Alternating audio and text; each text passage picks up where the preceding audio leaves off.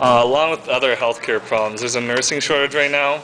I'm going to nursing school right now, so I'm just wondering if you had any ideas for tackling the nursing shortage. Absolutely. We're going to have to do more to make sure we recruit them in. One of the problems is, though, is that the system has been created where nurses are getting forced overtime. They're changing the rules on the number of nurses per patient ratio and things like that.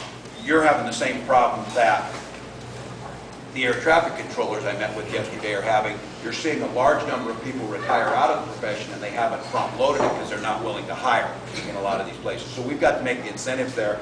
There's shortages in professions like nursing or teaching, certain specialties in teaching or whatever they would be.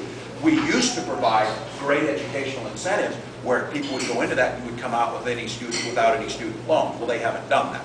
They're simply making it more difficult for you. So I think we need to entice you into that. We need to make sure we protect the profession and don't break your union that's asking for basic workplace safety rules and things like that.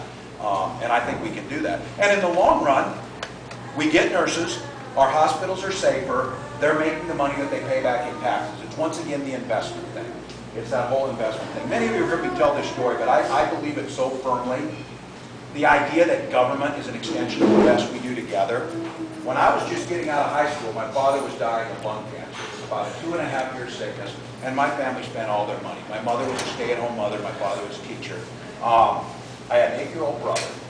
I joined the military, used the GI Bill to get my education. My 8-year-old brother took Social Security survivor benefits, saved it, moved on, and got his education. He's teaching over in St. Charles now. My mother took hers, retrained as a nurse, and entered the workforce. And since that time, we've all been working, we've all been paying taxes, and we've been putting it back in.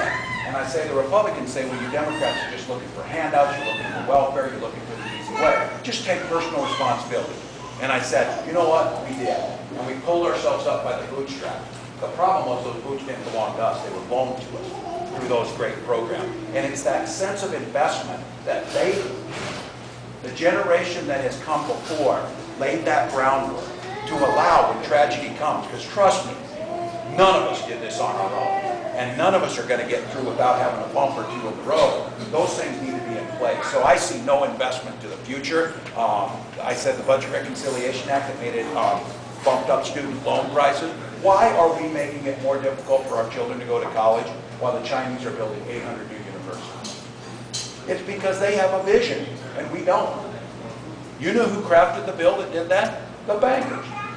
Not the people who are looking for the number of nurses we need or the number of teachers. The bankers did, and they said, jack up the rates on student loans, and we will make an average of about $16 billion more per year. Good deal. Call our friends, get it through. And if you don't think that stuff happens, I have an example for you here before I let some of you go or answer your last question. At a debate going on